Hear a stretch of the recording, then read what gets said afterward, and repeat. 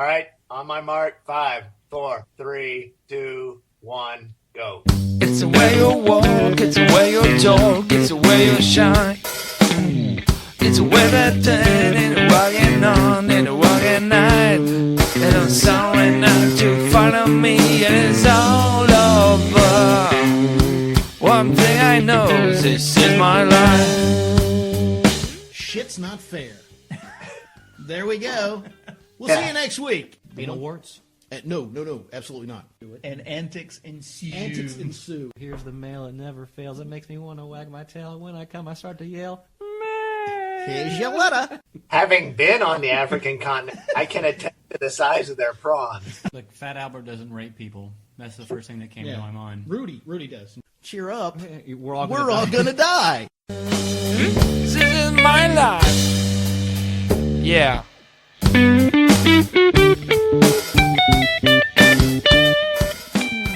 we're live. Welcome, everyone, to episode 6 of Cheer Up, We're All Gonna Die. Guess what we got? I have no idea. We got you. Oh, is that all you want? I can't do that shit again. We've referenced that shit band way too many times. What, Split Ends? That's what I was going with, Split Ends. Oh, really? Yeah. Okay. Can we start the show over? Yeah, let me hit this No, button. we can't. No, don't touch the button. Hey, welcome. We're live. We got you, Yes, we do. but you know what we got that we haven't had in a very long time? I know. Like a year and a half. I know. We got Wade, live from Tampa. Hey, Wade. And now I'm going to stop talking so Wade can say hello. Don't knock on my visa. There may be a problem with the audio. So let's get rolling. How was everybody's week? 2 weeks. 2 weeks. Has it been 2 weeks? been 2 3 weeks? Something like that. Feels So, like it's been How about things? yesterday. Are we good? Things are good. All right. How are you doing, Wade? Things are good. They're busy as all get out. Yes. Where have you traveled to? Since we spoke last, nowhere. Since I was on, Palm Beach. That was it. Really? Well, he was there when the last recording we did together. Yeah, I was hoping for maybe Saudi Arabia or Afghanistan or. I was supposed to go to Qatar next month in a few weeks, but I found out today that canceled, and I was ecstatic. So Does Qatar still exist as a country? Is that why you didn't go, because they're now something else? oh no, they're very real. Okay, all right. Well, you guys want to get things kicked off with personal accounts? Yes. All right. Wade, since you've been absent for a while, you have the floor, the senator from Tampa. So the premise of this is that if I had my own forum, what would we be talking about all the time? If you had your own podcast, what would that podcast be? Let's see. I know what my topics that I put down were, but the things I generally talk about, you know what I miss about MySpace was that you could customize the way it appeared and you could load it up with all sorts of sound widgets and things like that.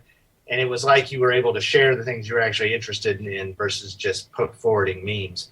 But that being said, art would be very prominent. I'm really interested in that. Gaming, both the tabletop variety and the video type. Music, I'm not quite as rabid as Fulford, but music is a huge part of my life. Travel, we travel extensively, both for work and as leisure, so we're gone often. Literature, I read a lot. I don't necessarily read quality books, but I do read frequently.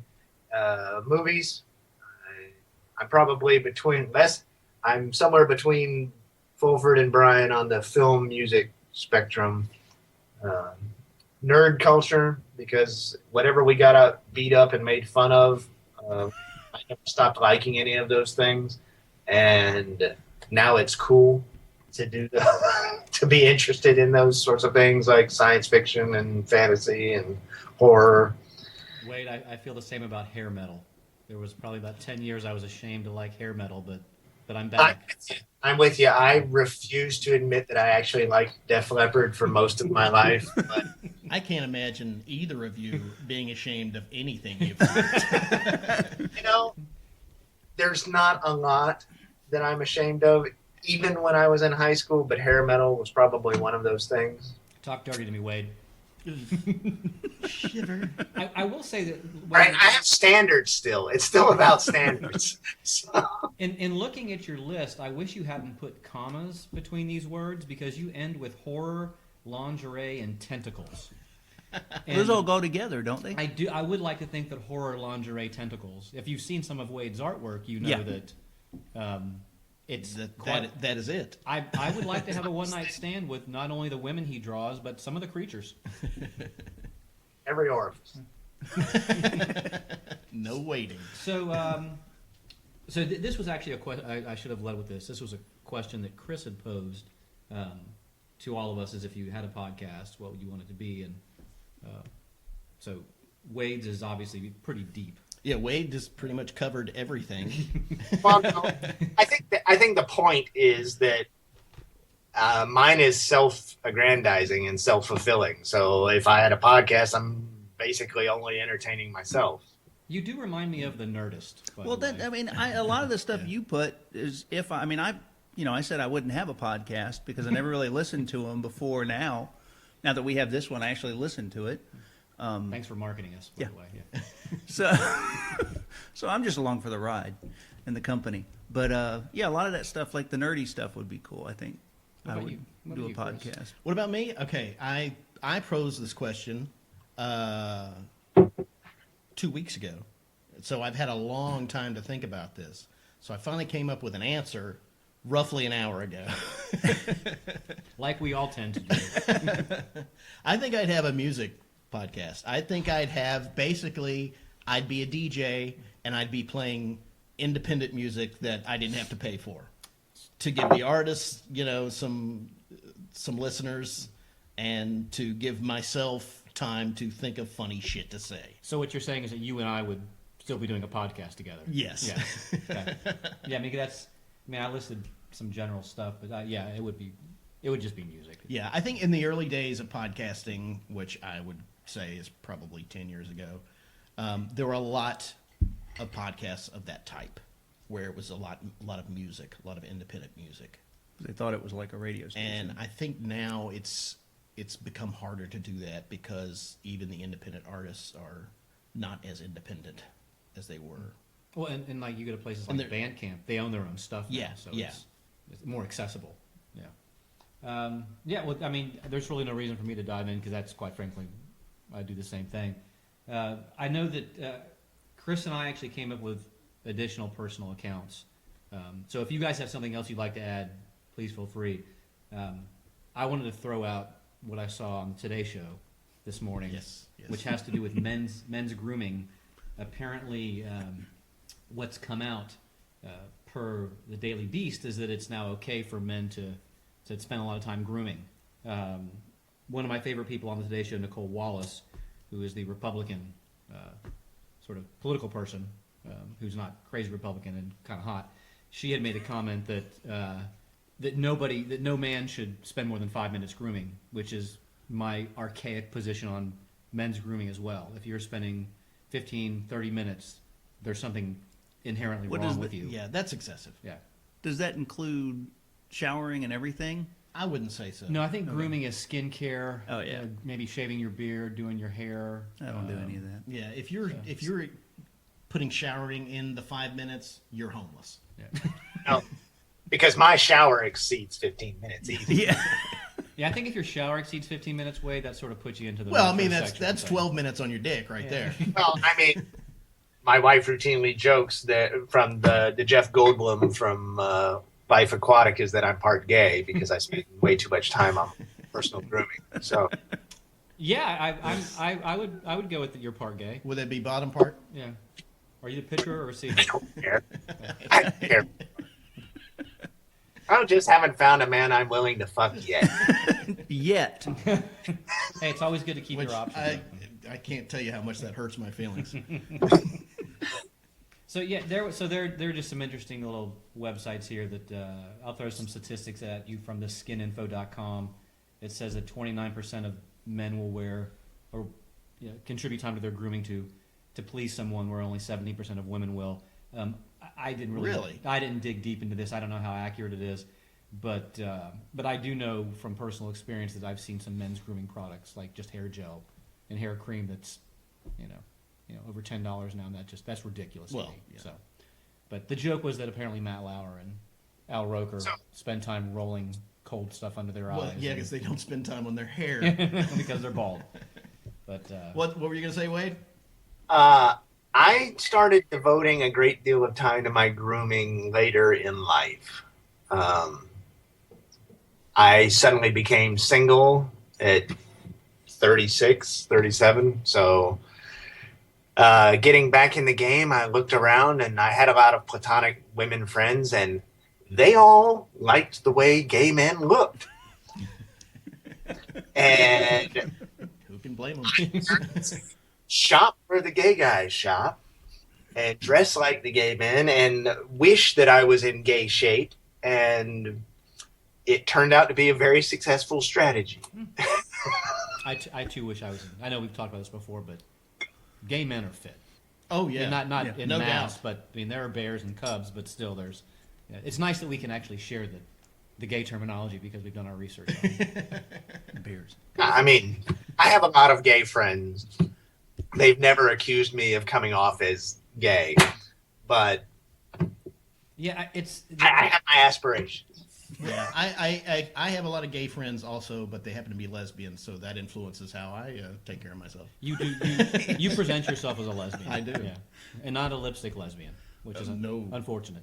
But no, it's just. I mean, the whole concept of men's grooming really plays into this idea of gender roles, and I fully admit that we've talked about this before. To me, what is manly is probably someone with an axe and a beard and hiking Sweat. and whatnot. But they now have. But then the whole lumberjack thing is becoming metrosexual as well. Yes. So Ooh, so we can. No, that's becoming hipster. oh, is that what it's called? Right. I just know. Yeah, there's the metrosexual Those haven't metrosexual isn't merged? around in a while. Those haven't merged yet? No, because there's a beard factor. Mm. If you can't tell if the guy's homeless or not, he might be a hipster. I don't know. A lot of those beards are so well self-contained that you can't see them from the back. Well, and that's fine because you need to do that. I mean, if you want to be in the workplace, there's one thing about grooming, right? And I understand that, but so there's something to be said for just a beard that's rampant. That's Yeah. It's I would love to have a impressive beard, which I do A not. great bushy A beard. great bushy beard, but not like the homeless Duck Dynasty guy beard. I want like a nice, I love the duck. That's the only thing that's good You love about the that duck? show. Yeah. Okay. the long beards. Only thing. So I can't grow a beard. Can't do it. you do have That's- baby skin.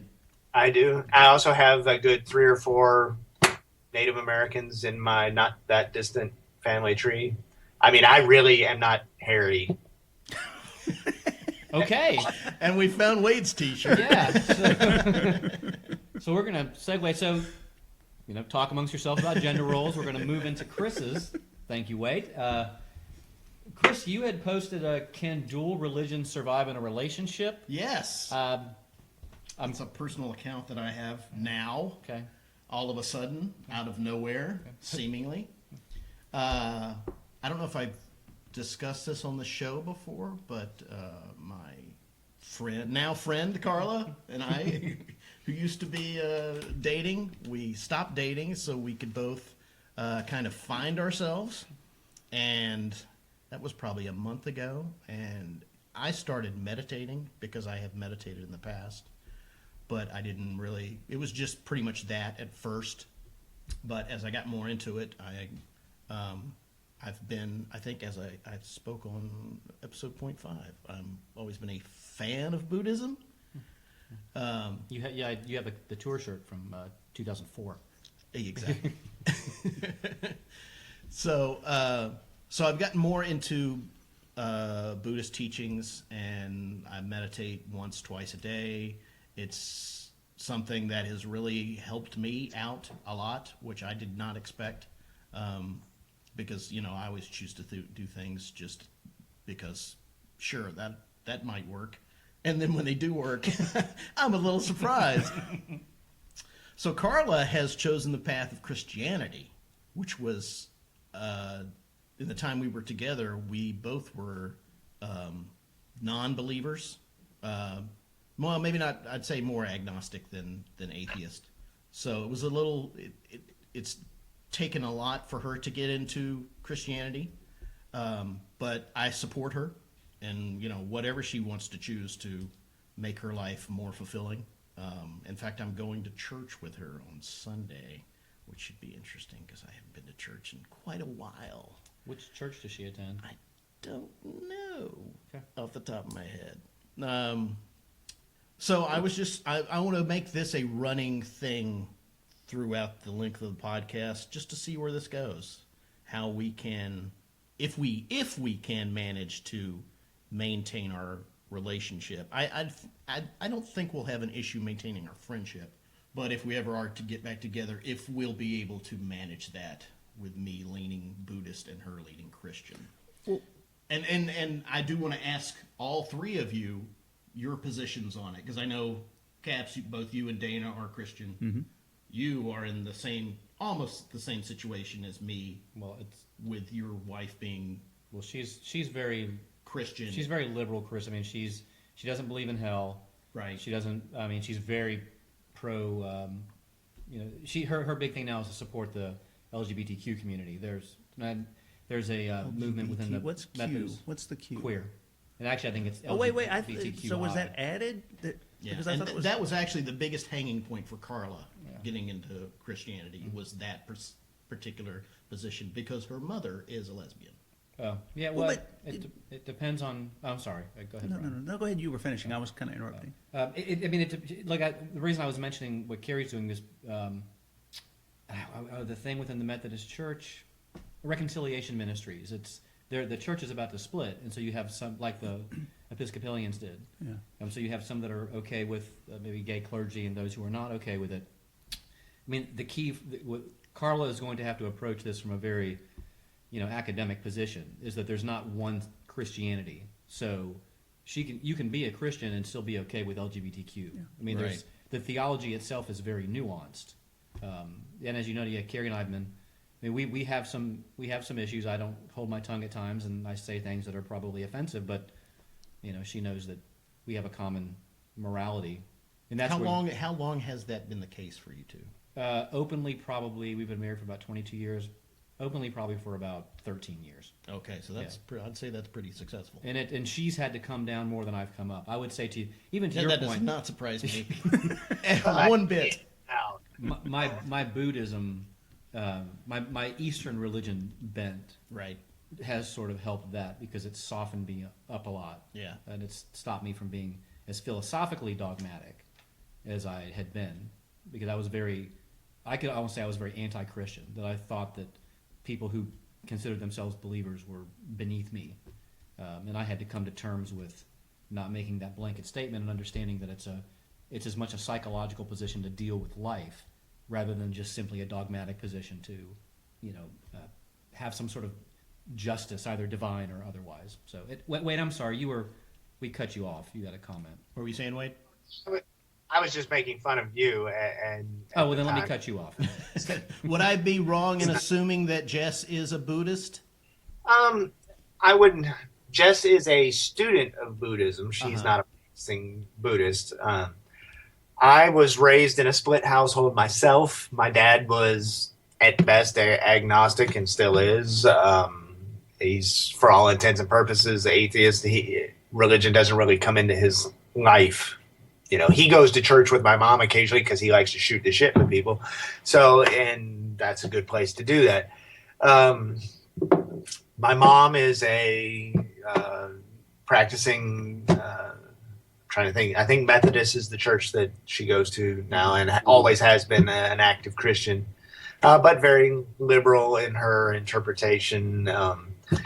I was brought up and went with her up until I was, 13, 12, somewhere around there. And I had some very, open falling out with the church. They could have done better attempts at retaining me. I think it actually was a discussion about dinosaurs that threw me over the edge, because they basically told me that dinosaurs were put there by the devil to trick us into thinking that creationism was not a thing. It worked. And at 13 years old, even then, that sounded preposterous to me. And so it's like you aren't willing to figure out how these both things could be true. No, well, then I'm not agreeing with you. And I asked one too many questions, and they weren't happy with me being around. And I left. I told my mom if my grades ever fell, you can make me go back to church. They never did. So What a loaded argument that was. I was threatened with Catholic school all my life and consistently retained a 3.0 average. So I understand, Wade. It's good motivation. And they staged the church. The people staged it a couple attempts at an intervention to take me out for ice cream and talk about Jesus. And ice cream is good. And after the second time, I was like, "Look, I got homework I'd much rather be doing than talking to you." And that was kind of the end of that. Jess, my wife, she is very knowledgeable in Buddhism. Her undergraduate degree is in Eastern Studies with a focus in Tibetan Buddhism. My mother-in-law is working on a PhD in Eastern Studies. So the family is very well versed in it. I find the philosophy it makes very good logical sense. It's very easy to understand and apply. Although I don't necessarily agree. I have my own moral issues with turning the other cheek, and I understand the power of it, but I don't necessarily do it. And so we do have a Buddhist shrine. My wife has met the Dalai Lama. We have all sorts of Tibetan artifacts and mandalas and things all about our house because they're beautiful. But she's very Eastern and Buddhist in her thought processes. But I don't know that I would say she's actually a Buddhist. So it sounds like I'll be returning home with some Eastern trinkets when I go to Wade's. And once again, I'm jealous. So Caps, we sort of moved away from you, but you were going to say something. No, I mean, you guys covered it basically. Yeah, but I mean, but what I mean, you and Dana are both Christians. We're both Christians, So I mean, it seems to go pretty smooth for you, I would imagine. Well, I mean, every couple has. Well, so let me go ahead and frame that a bit more. Okay. Do you both have the same Christian perspective? Do you have different degrees of theology? Do you even talk about it? Yeah, we do, and I think that we're on the more liberal side of Christian. Dana was raised Southern Baptist. I went to Southern Baptist Church.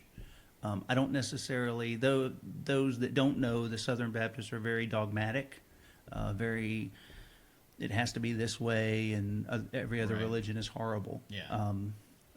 We're not, we go to a Southern Baptist church now, but it's more of it's interesting to see I don't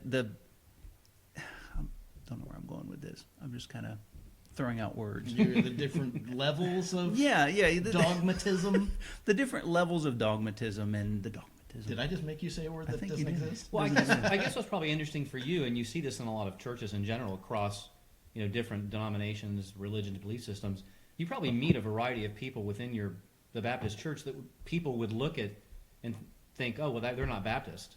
Like the relationship I have with Michael Denton, for example. I was just speaking to him today about some political stuff because he likes to do that. And Michael is a different Michael than he was when we were in college. Well, everybody is. Yeah. Everybody changes. I'm a different Michael. Oh, thought you. I'm more of a lesbian Michael. Michelle. One of my biggest hangups with the church when I was going was the hypocrisy. I mean, it was apparent to me even as a young kid. I viewed myself, here I was a kid. I mean, I was 13. I wasn't, hadn't had a drink yet. Certainly hadn't done anything else. Got good grades at school, didn't stay out late, hadn't done anything. I mean, I was really fairly naive, but intellectually I was probably more mature than my peers. And yet all the other kids, like before the youth pastor comes in, they're talking about how they stole the liquor out of the parents' cabinet, or they all got hammered, or they were finger banging whoever, And miss that. Okay. And this, I've got two T-shirts already, you guys. and these are the kids that they sent with the youth pastor to do the intervention, to bring me back to church because I had fallen off the path. Mm-hmm. And here, so And my you pass on ice cream, you could have got a finger bang. Yeah. yeah, my great crime was that I was not morally bankrupt, but had not accepted Jesus. Yeah, wait, I think you made a tactical decision because even when I was at Parkwood Baptist Church, I was finger banging some chick in a movie theater. I think you should have gone with the ice cream, maybe lessen your character a bit. And I would have had more finger banging. You would have, yeah.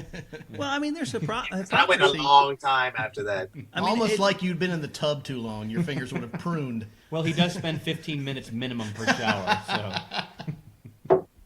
No, That's because I have moved most of my grooming into the shower. I brush my teeth, I floss, I shave, all while in the shower. Can't deal that's with this. yeah. And I sit down in the shower Oh, because my God. Good golly. it's early in the fucking morning when I Turn take a him shower. off. Yeah. Turn him off. Here I am peeing off the deck 3 times a day. 3, you've cut down. Oh, I'll piss in the backyard if I'm doing yard work. Oh, well, hey, Who needs to walk inside and get dirt all over everything? I don't know. Wait, I thought maybe before you pee, you take a shower and then you pee and then you go do yard work and then you. Quickest way to kill a begonia. I just don't do yard work. That's how I solve it. So Then I fix my cuticles. this is a great segment because it wasn't actually on the list, but if we want to have a religion only podcast, I think that would be a lot of fun. I think we have a lot of I was going to say baggage, but I hate that word. But I think we all bring a lot of experience and perspectives that would actually be pretty interesting. It might be super serious, but I would like to transition real quick. Wade, we're going to go into Swiss Army Man, and I know you haven't seen it, so. I gotta hurt my feelings. Well, you gave. I want to see it. It's the kind of movie I would want to And watch. you will enjoy it. So let's, Chris. I would actually like you to start this segment. You were the one that was. We all saw the movie together along with Sleepy Carla, and so just real quick. We don't have to waste too much time on this, but what did you think about the movie? I specifically enjoyed the ending. movie.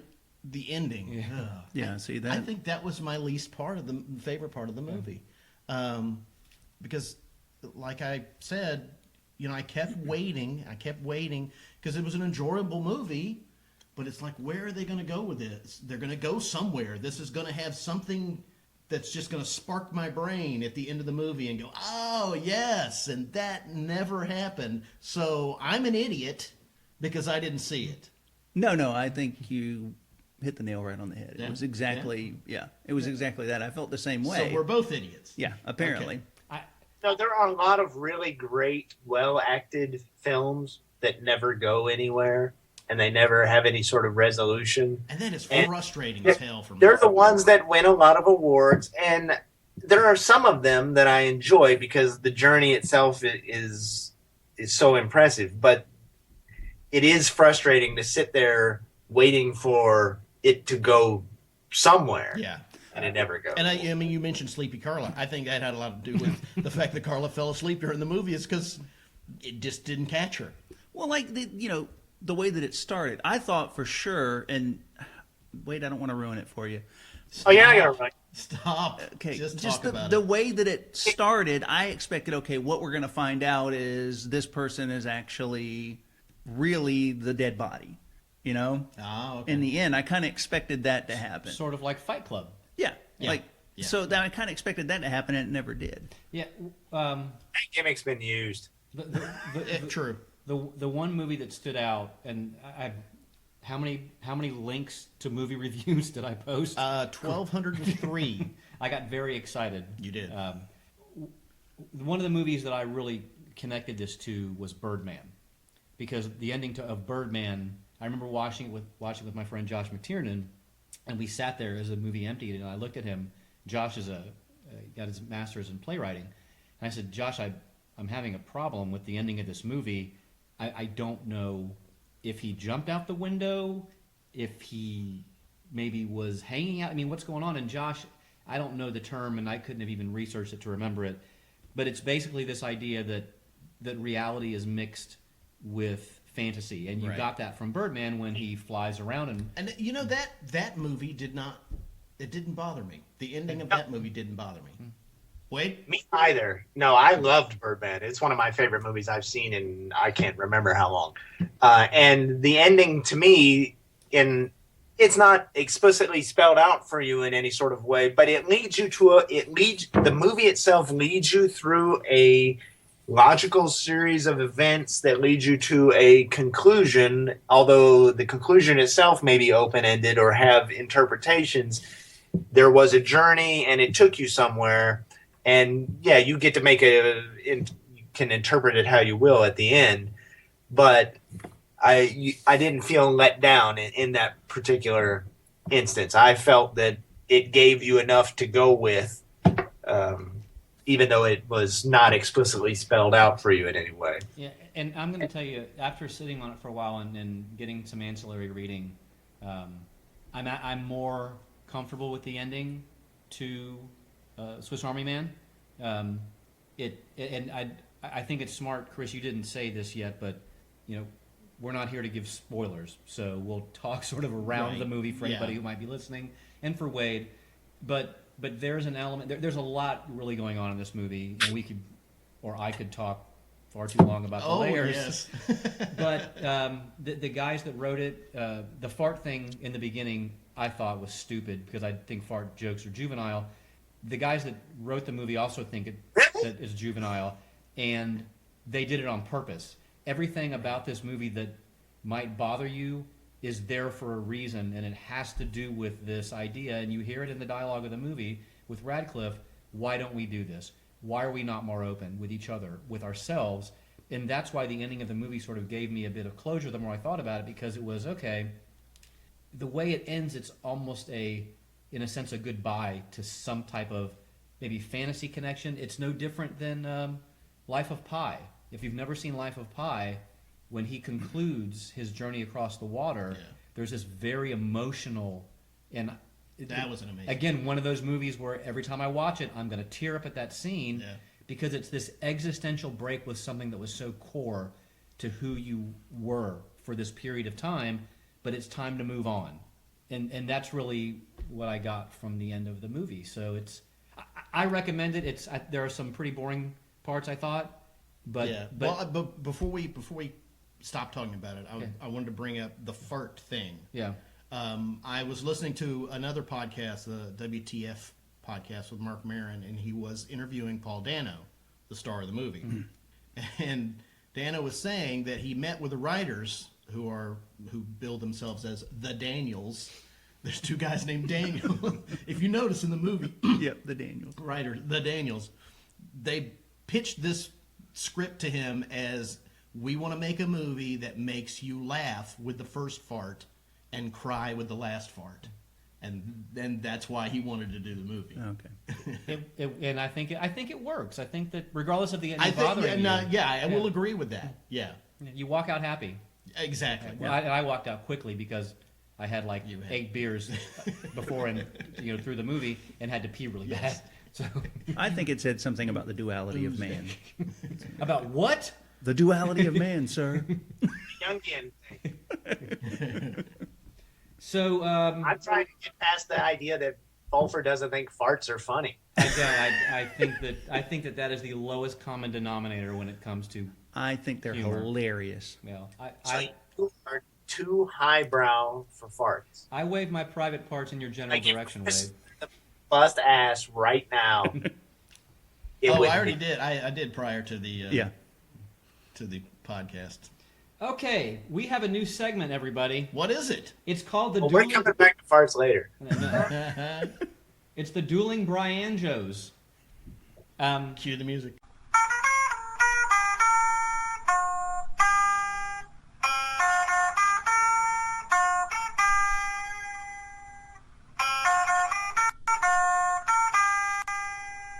Yeah, hopefully there'll be an actual music. We'll record it. Okay. We'll throw it in. You got your questions, Wade? Yeah. Oh yeah. All right. Yeah. So, Wade, before we even get started, Chris sort of seeded the questions. You didn't go dick on us, did you? Go dick. Yeah, I always go dick. Okay. So Always go dick. Yeah. You Never go full retard, but always go dick. No, you never go full dick. You either never way. go full retard. Yeah. So No, so are we going to establish the rules for Yeah, this? We are going to establish the rules. We are going to establish the history of this first. Actually, I thought of this idea because over the episodes and over our lifetimes, we realized that Caps here has no love of sports, meaning he has no knowledge of sports. he does love music. He does love I music. do love We music. have established that. We've established With that music. many times. And so I thought, and Fulford does like sports, so I thought, well, why don't we come up with a quiz, some kind of trivia thing. So I had that part of it down. So then I asked Caps, what do you know that Fulford doesn't know? And you went very specific, which kind of surprised me, with military history. So here's what we're gonna do. It's Jeopardy. Wade has come up with 5 military history questions. Yeah. I have come up with 5 sports questions. Apparently, the most impossible to answer military history questions. Isn't every military history question impossible? Not to answer? necessarily. Unless you're Brian Capps, ladies and gentlemen. Well, don't build me up, Buttercup. So, okay, here's the deal. You're going to get a sports question. You get it right, you get 10 points. Okay. You don't get it right. We pull off a fingernail. It goes to Fulford No. after the fingernail. Now the sports question. We're gonna pause because that's gonna be grueling to have to hear that. Am I going to have Is that- any is that- chance at all to answer the sports question? You may. Okay. Am I going to have any chance at all to answer the history questions? I don't know because I know as much as you do. Great. So we got this. You get All a right, sports. all You right. get 10. You don't get it. He gets to him. Can I- He gets 5. Can I if ask he a gets it. question? So- And the other way around. Wade. So to be clear, we're going to give the underdog the opportunity to answer first. Correct. Okay. Why the two of us, though? Why the Bryans? Because you're both named Brian. It's pretty much that simple. Oh, okay. So not a It's whole, pretty Because much it not a that whole lot simple. of backstory. It wouldn't to have this. sounded as funny the And if it Chris had Wade been- jokes. Yeah, and Wouldn't I have would been as lose funny. every fucking time. And I'm not gonna have that happen. Well, there's more. Not only are you both named Brian, but you're both very focused on a specific range of interests. Oh, Okay, so take that as a you, compliment. and so it makes it easy to do as a concept. You are very, very into sports. I mean, not as much as Chris. I would give it. I'd still. There are like 2 people on this earth that I think are these, weird. Thank you. You can stop right there. You can stop right there. Repositories of esoteric sports knowledge, and Chris is one of them. The other is a guy named Darren. That it was my co-best man with Caps there at my wedding. I think the 2 of you just drive around listening to sports talk radio way too much. Honestly, that kind of it's dropped off for me as I've gotten older. My interest in sports is still big, but not nearly to the brain To melting. the high school did he go to? And Yeah, I wouldn't be able to tell you. Yeah, I quit that. I mean, pretty much. I mean, because our sports talk radio, I'm so tired of those guys. Yeah. In general. Are we talking about sports, not on the Sport Minute? No, this is part of the and then the flip side is Caps is very into a lot of things, and he focuses in on them and becomes obsessed with them, but none of them are sports related. They're history or science fiction or whatever, but whatever it is he gets into it very deep. So that's Okay, so I'm going to stop you there so we can get started with this because I'm looking at my laptop and I'm seeing that it may die a lot quicker than I think. Okay. So we may have to pause after we do our little Dueling Briyanjos and try to get weight on the iPad. figure something out. Yeah. Okay. So you want to go ahead, Wade, with your first question for Fulford? all right, Fulford. What was the name of the place where the 300 Spartans made their final stand? Oh God, I should know this. I love that movie. Oh my God. See, now it's not that hard. I just know it was the mountain pass, and they just talked about this in the Greeks. Give you partial credit for the nickname. It had a nickname, but I'm going for the actual name of the place. What are we talking? 7 points for partial credit? Or No, split it down the middle. 7.5? Yeah, Wade. The best I'm going to be able to give you is the pass, and I don't know the name of it. I apologize, but That's a good question. Okay, so you officially don't know the name. I officially don't know the All right, name. so it goes to Caps. Thermopylae. For 5. Wade? Say it again. Thermopylae, Correct. Done. Nice. and it's the Hell's. I can't remember the nickname for it. The Hell's not Hell's Gates. Close. You're It's close. the Hot Gates. The Hot Gates. Nice. Outstanding. Thank Caps you. got it. Good. All right, 5 for Caps. Battle of Thermopylae. 0 for Fulford. All right, you ready for sports? Oh, my pen's dead. Okay. That's terrible. Your pen is dead? My pen is dead. Can I borrow your pen? Use Thank my you. A pen is mightier. Thank you. My pen All is right, I'm pretty confident that you'll get this one. The National Football League, Brian. How many teams comprise the National Football League? 26. Is that your answer? Yes. It's 32. Hey, We got a tie. I was close. You were close. 4 divisions, 4 teams per division. All right, Wade. 4 divisions. Yeah. All right. Or conferences, sorry. No, divisions in the conference. 2 conferences. AFC, NFC, yeah. 4 divisions. Don't, Wade, don't please. confuse me with your pretty face. Listen up. Yep. Gather around while I run it down. What were the names of the 2 ships that fought in the first naval battle involving ironclad vessels in 1862? You learned this in school. Yeah, I did. We all did. Is one of them Old Ironside? That's Raymond Burr. No. Don't remember this. Yeah, neither did Yeah. I. All right. But these aren't too hard, though. These are actually No. decent questions. So Caps, you got your antenna up? The Monitor and the. Gila Monster. No, it wasn't Gila Monster. Oh, crap. Becky? You're done. You're done. You can't. I can't Because remember. if it's Becky, I then you've can't ruined the whole game. If it's actually Becky. I can't remember. The Monitor. Ugh. Am I right on the Monitor at least? You are right on the Monitor. Okay. Give him half credit. No, It was renamed, but it was the That's Monitor. up to Wade if he gets some half credit. No, I'll give half credit All right, because 2.5. 2.5. it's a 2-part question. 2.5 so far. all right. I can't think of what the second one was. The Merrimack. Merrimack. The Monitor and the Merrimack. Caps takes a 7. Which one was the Union and which one was the I think the Confederate? Merrimack was the Union, wasn't it? Now, the Monitor was captured and renamed the Virginia. Oh, very Think good. about it. About it. All right, we got a 7.5 to 5 game with Caps in the lead. All right. Question 3. I lost my question. No, this is question 2. Sorry. Question 2 of sports. My math Question sucks. 2 sports. The Bambino, Babe Ruth, most prolific home run hitter that was a white guy that was fat in the history of sports. What team did he begin his professional career with? I don't know. The Red Sox? Oh my God. You fucking got it. That's all I know.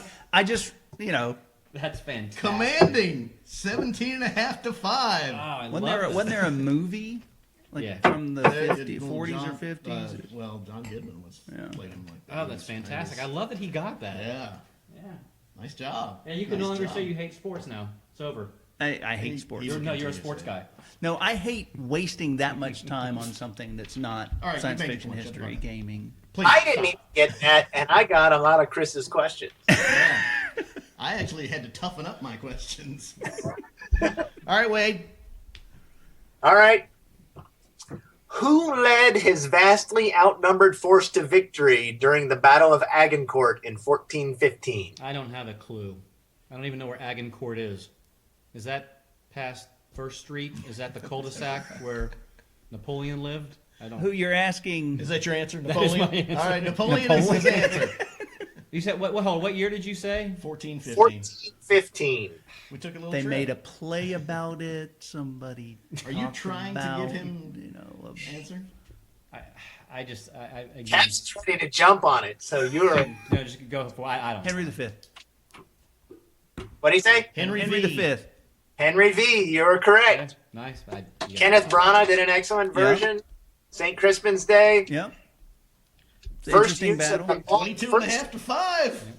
It was a battle between the English and the French, and the English were vastly outnumbered, and they defeated the French because they had a lot of longbows. Longbows, archers. Oh.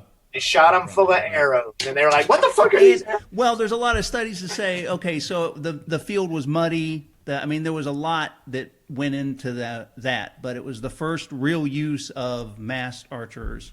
Well, if the field was muddy, all they had to do was replace the studs on their cleats with longer studs. Oh, I'm sorry, wrong question.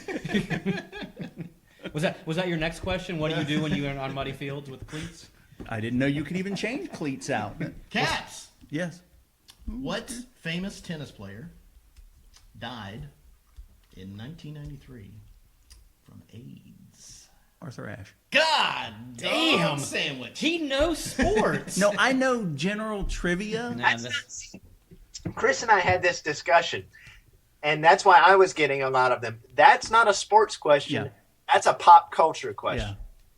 Yeah, I like what Chris is doing. I mean, he's I like it because I'm winning. Fulford's on so- board with what I'm doing. So look, even he's if I've screwed this whole thing up, I've got his vote, and that's really all that I matters. think that's for the me. cool thing about sports is that it actually, because it's more than just an athletic endeavor. It And I mean, transcends. honestly, another reason why I wanted to do this on the show is because people like trivia, and And the it makes people me talk listening more. are feeling good about themselves that they know as much as you. Yeah, and I hope you put money on Caps because I did.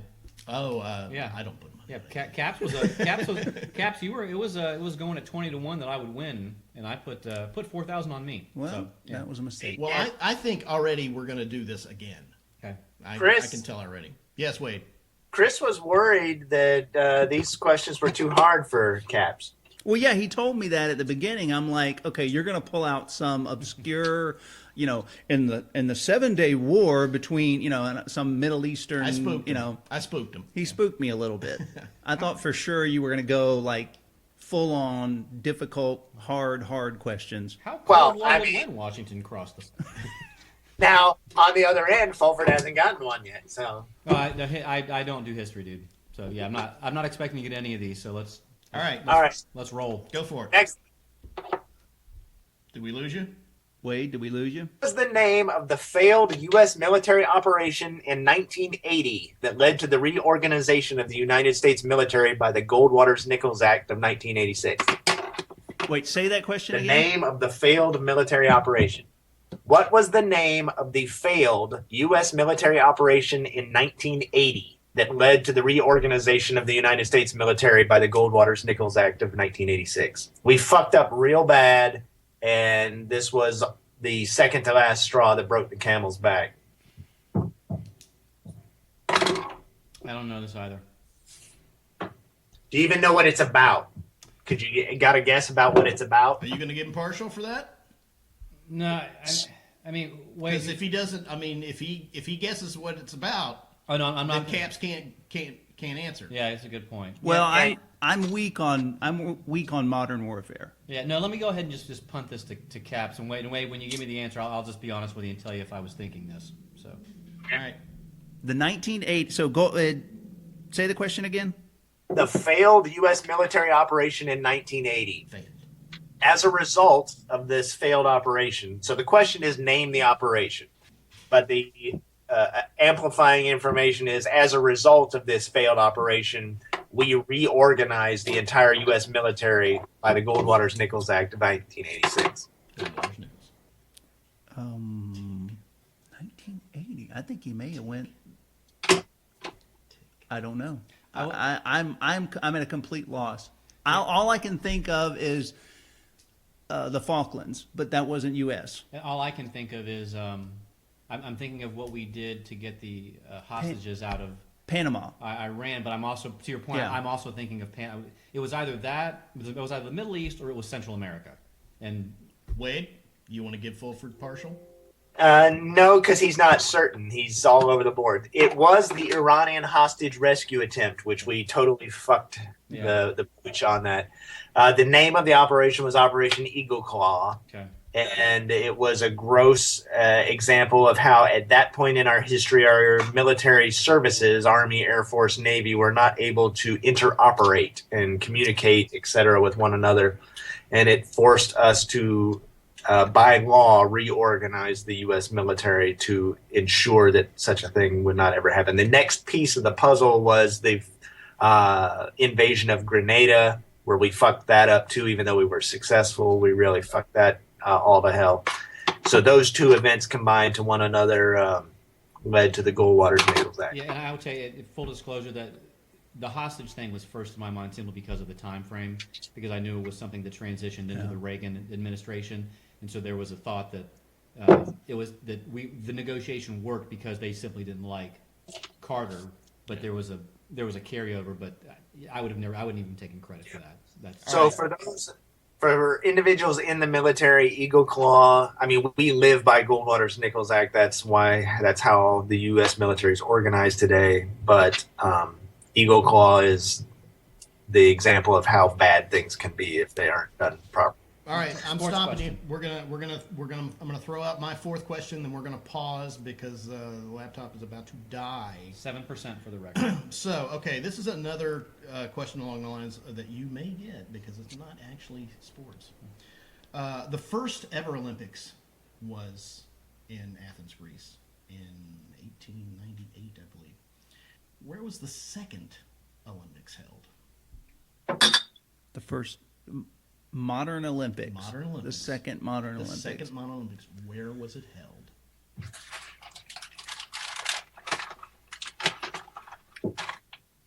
All I can think of is Berlin, and that's not right. Because that was in 30, 36, I think. 34, Just 36. Yeah, just knowing. I don't know. Yeah, don't think that. You want to guess I don't- something? No, Turkey. Is that your answer? Yes. Fulford? Yeah, I don't even know this. My first thought is of Paris, France, but it's not Paris, France. I know that. It is Paris, France. Oh, you gotta be really kidding look me. at that. Absolutely. All right, we're going to take a quick break and do our well, final actually- questions. Yeah, well, let's go. We're stuck at think we can- 7%. you I think think we we can- can. all right, all right. Let's Yeah. plow through No this. verbosity. All right, last one. Yep. The battle. Wow. And it died. All right, let's thank- Pausing. hit Yeah, the pausing. pause button. That one right here. No, that's not the pause button. The little play pause. You know, the two, I can't see. two little dashes there. I want to All right, I think we're Is it recording. moving? that light Everybody be quiet. So Are we the can, numbers moving? Yeah. yeah, we're at 53 minutes. And the light is solid. All right. All right. Wade, Welcome back. final question of the military history. Final question. Forward. The Battle of the Idrang Valley in 1965 was the first combat test of what military capability? The Idrang Valley. The IP Freely. Wait, I'm going to go with napalm. Ooh, good, Negative. Okay. but bad. Was that a good answer at least? Was it, It was that was a capability used in the Vietnam War, so you're at least in the right. That was an answer. You know what? Wade, that's all I needed. I need a little stroking. Caps? All right. The M16. The M16. Negative. Negative. No. Carpet bombing. The M17. Nope. Carpet munching? Think about it. There's a movie about it. Forrest Tropic Gump. Thunder. There's a movie based on a good book. The book is called We Were Soldiers Once and Young. The movie is We Were Soldiers with Mel Gibson. Air cavalry, helicopter air cavalry. Okay. That is correct, Brian. Yes, but no, your first answer was not. I know. But isn't that how they drop napalm? So don't I get like partial credit? Well, No, the you M- don't drop bombs from helicopters. Yeah. Well, that's why we And lost. there's the problem. On account of you're not far enough away. Oh God, these All right. technicalities. Final anticlimactic question, since Captain's already run away with this. There are currently 7 Florida universities participating in NCAA Division I football in the Bowl subdivision. That's basically the big boys. Okay. 7 schools in the state of Florida. Name 6 of them. That are in. So these are the ones that have gone far enough that they're all competing for the award. Yeah, the award. The bowl, is that what they Big- get? The bowl, yes. The giant bowl. I don't know. The Mega Bowl. I just start naming off schools. FSU. Boom. Okay. University of Florida, because everybody says that. You got 2. We're holding it 2. USF, Which is South Florida, 3, Central Florida. 4. 2 more. I'm trying to think of Florida colleges that have football teams. We are talking football, right? We are talking football. Okay.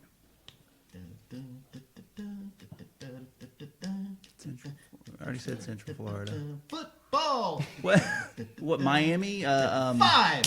So Miami's One the more. University of Miami. One more. Oh, please get this. The last two were boogers, my man. Yeah. I got, Boogerz.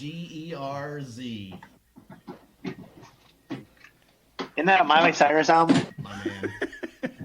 I think it's a Toby Keith album. It was a duet. FAMU? FAMU is incorrect. Oh. FAU and FIU. What's Rolls off FAU? the tongue. The Florida Atlantic University Owls, Correct.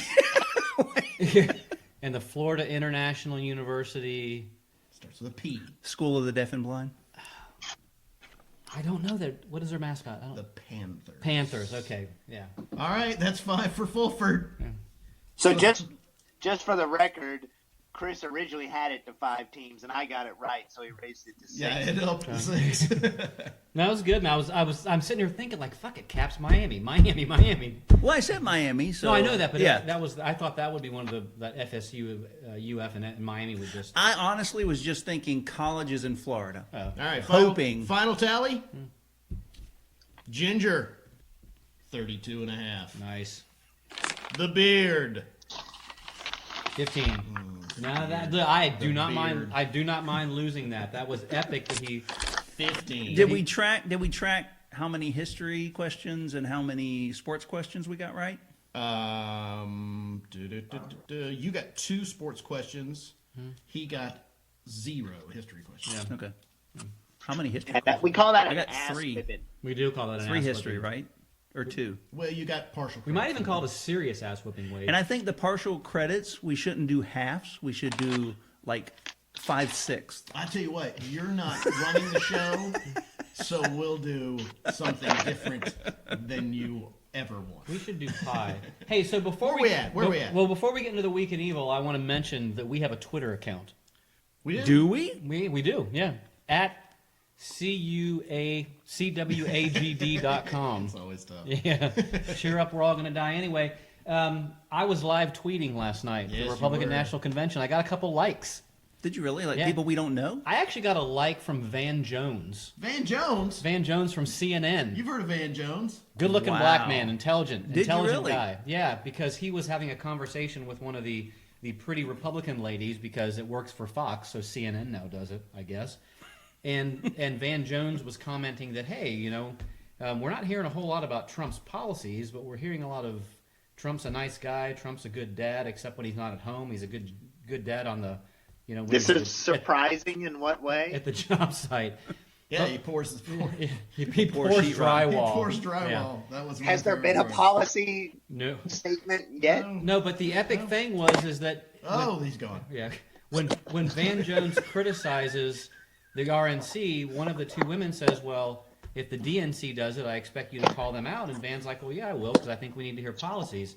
And the blonde woman says, "Well, yeah, but if you just talk about policies, that's going to be boring." That's what it's about. Well, basically, No. See, That's what it That's should not- be about. that's never been what Trump's campaign has been about. There's No. never been policies. It's not about policies. but It's about words. but her point is. Words. He has the best words. Yes. Her point is that the conventions are not even about policies ever. It's about entertaining the people. Well, If you want to talk bread and circus, she's not wrong. As wrong as she is, she's not wrong. And that's why I can't watch it. That's why the fact that you can sit there and watch it and find it. humor, love it. and I can't watch 5 minutes without steam coming out of my fucking ears. Because you didn't watch it We live. have so switched roles. Leave me alone, Obi-Wan. you missed it live when Ben Carson correlated Hillary Clinton to Lucifer. Because they're saying nothing. But it's entertaining. Ben That's Carson. all that matters. Ben Carson's Well, my since favorite Obama person. is the Antichrist, the only way to escalate that is to go to Lucifer. Well, and it actually had nothing to do with I'm not going to get into it because that's going to get me sidetracked and get into layers. But I will tell you this: as the RNC is going on right now, and I'm looking at the Twitter feed, a couple of things you need to note. Mike Pence, the vice presidential candidate from Indiana, the place that actually put forth some laws so archaic that it pretty much forces women to never get an abortion ever. And Did he like our Twitter account? I don't. He's a little busy right now, but we'll see. We'll see later. But he also passed the anti-LGBTQ law that, I don't know, it was a bathroom law. I forget the specifics, but it was occurring, I guess, during the NCAA tournament or before the NCAA tournament, and businesses were like, "Whoa." Oh Yeah, so Pence is an incredible social conservative. This guy from BuzzFeed, Andrew Kaczynski, who I love, Mike Pence once compared Evan Bayh and Dan Coates to Nazis. Look up those two names. Dan's last name is Coats. And just the name Pence reminds me of a clenched sphincter. And from Onion Politics, RNC attendee excited to find out he'll get to boo tonight. And I know this guy, but again, if I start talking about this guy, I'm going to start talking about him forever. Yep. But he's angry white guy. Don't be. So That's he. But yeah, so we have a Twitter feed. I'm working it with the hashtag CUWAGD.com. Only following comedians. That's not true because I'm following the Jacksonville Armada and Religion Dispatches because they're cool. But much to Chris's chagrin, no profanity on the Twitter feed. I want to make this accessible to as many people as possible. So I apologize, Chris, but that's fine. Just trying to market our brand. That is chagrin-inducing. That being said, and some people may... That's what Chris kind of did. So, you know what? You may consider me evil for running the Twitter feed like that. We should go to Wade. Consider you evil. We should go to Wade. We should go to Wade for... Yes, that Weekend Evil. That evil pales. Why don't we die?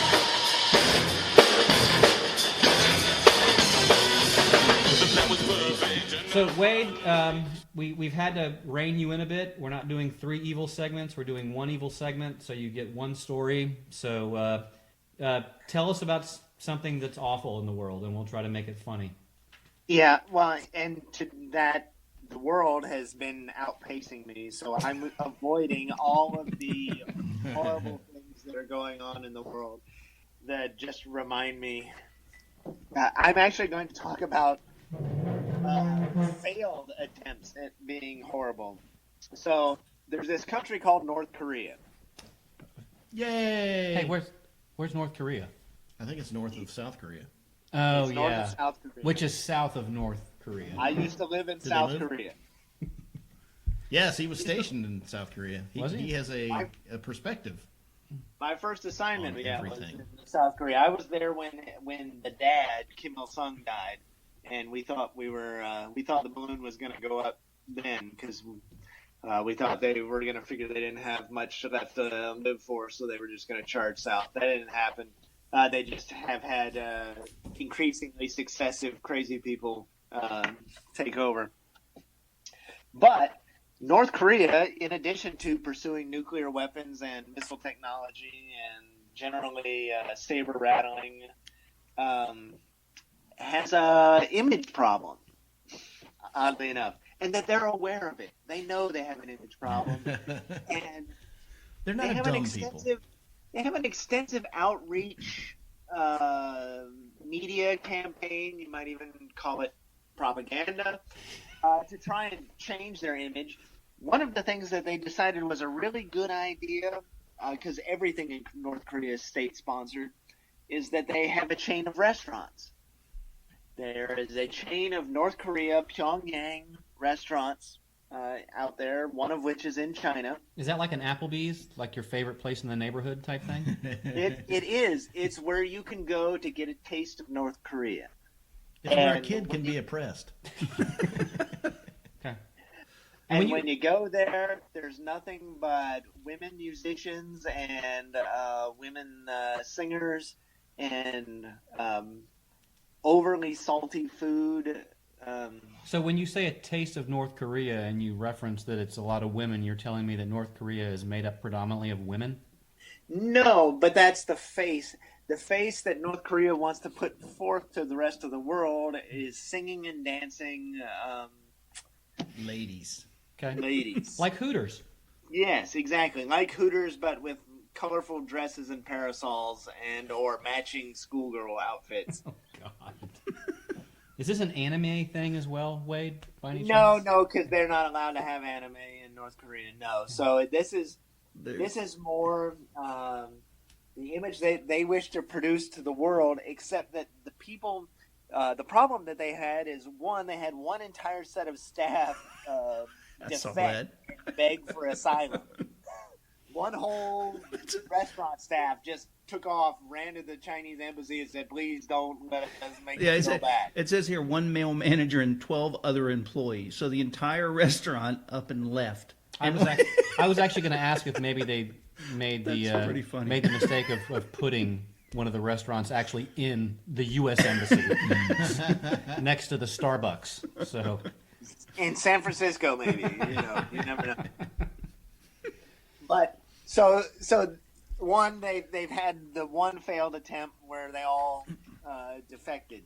Ski The dad. second attempt, there was a reporter on CNN, or excuse me, Washington Post, went and visited this place in China. I think it's Shanghai or Hong Kong. I forgot where the Chinese one is.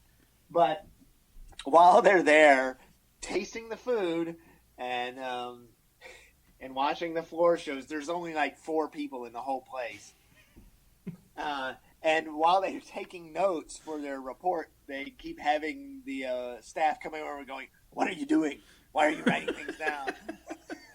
Because they're petrified that there's going to be a bad review and they're all going to get executed. So that's one avenue of approach. So if you have a bad public opinion or your global view of your country is that you're a horrible dictator where you starve your people and you're pursuing nuclear weapons to try and have more leverage to coerce your capability, then open a chain of restaurants that are bizarre and have floor shows and the staff wants to flee. The other piece... Well, I would like to note that makes perfect sense as to why there only be 4 people in the restaurant, because if he's starving his people, no one gets to go eat. So I would say that was a franchise problem, right? Well, no, the restaurants are sprinkled around. Asia. around Asia. Oh, I apologize. They're not in North. Yeah, they're not in North Korea. Right. We need to cut you off. You're not listening. Like most things Asian, they don't translate to Western audience. Other than karaoke, which we mispronounce. I don't know. I had some pretty good Asian foods in the Philippines that would translate well here. And Asian That's porn, because by the way. That's because you eat indeterminate pig parts. What's the name? What's the name of the restaurant? Wait, Pyongyang. Pyongyang? after the capital. yeah. Yeah. So I hear that they're going to start a chain of brothels as well. Because who doesn't want to bang some poontang in Pyongyang? God damn it! I'm so glad you chose that story. How long have you been waiting to say that? Since we started the podcast. They are Asian, so chances are you're able to fuck it.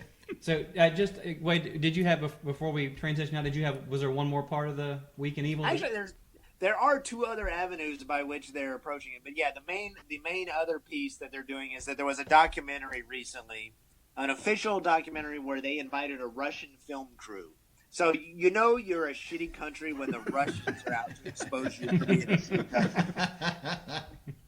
The Russians are the nice guys. They invited a Russian film crew under the premise of filming a typical North Korean family and their daily life.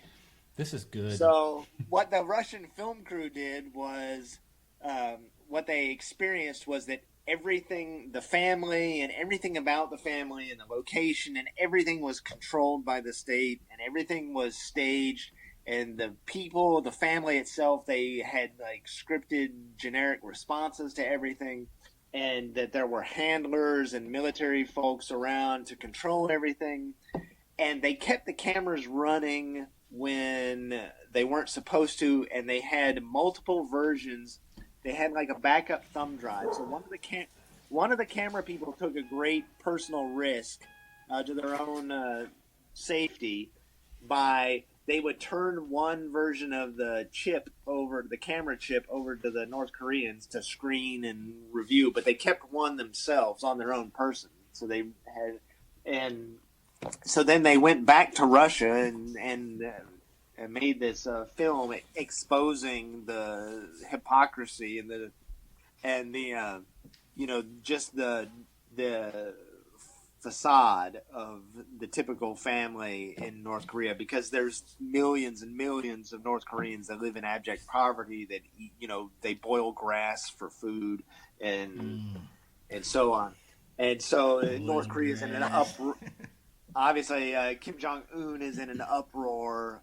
He's taken time off from his personal nurses to be upset about this documentary and that they're distorting the truth, etc. Yeah. So, like I said, you're really far down on the nation-state hierarchy when the Russians are making fun of you. Under the Sun is the name of the movie. Under the Sun. I wonder if we can get that in the States. We cannot get it in the States yet. However, there is the trailer on YouTube, which I will post on the website. I just think that if you're using a restaurant chain to market yourself, as a nation state. Yeah, that's the Russian issue is probably just the cherry on the top. What's the name of that restaurant? Can I do that joke? I just want you to know you can do that every podcast. Bang bang poontang. If it means that much. Okay, so let's transition out of the Week in Evil. That was Wade. I must say I'm actually very happy that it was that funny. That you could find something funny about the evil that is North Korea. So last week, or last podcast rather, Brian Capps promised to give us a review of a CD that I got overly emotional about, probably thanks to the half a bottle of wine that I'd consumed. My Chemical Romance is the Black Parade, and Mr. Capps actually took it one step further. Brian not only listened to what was on that CD, but he went to YouTube and watched the performances of the videos and whatnot. So Brian, Really? please share with us. Are your children still alive? Yeah, No, they weren't around when I watched that. as a matter of fact, this could. I just mean the fact that you yeah. carved out an hour of your life. Yeah. Yeah, we may actually. No, this is when they were asleep. I'm thinking that this needs to be a recurring segment as Capps reviews music that Fulford or whoever else recommends. So That's just mean. yeah. So Brian, I don't think it needs to just be Capps, because it's a misnomer that Capps doesn't like music. He just likes music that most of us don't consider popular. He has always been into jazz and big band and swing. Thank you very much. oh really? You pay him to do that? Film scores, etc. So Film scores aren't music. my experience with Capps is that he's always, even from junior high, he's always been into music. It's just never been mainstream pop. Wade, we're just giving him shit. We don't need you to defend him. No, I don't know, but our listeners may not.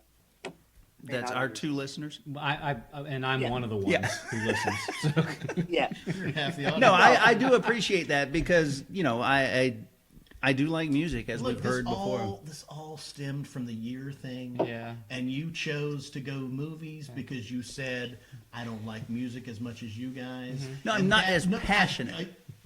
Let me finish. Don't talk over Chris. That You know was what the happens. Seed. I'm gonna yell at him. That was the seed. Oh, which reminds me, Squirrel Nut Zippers is touring.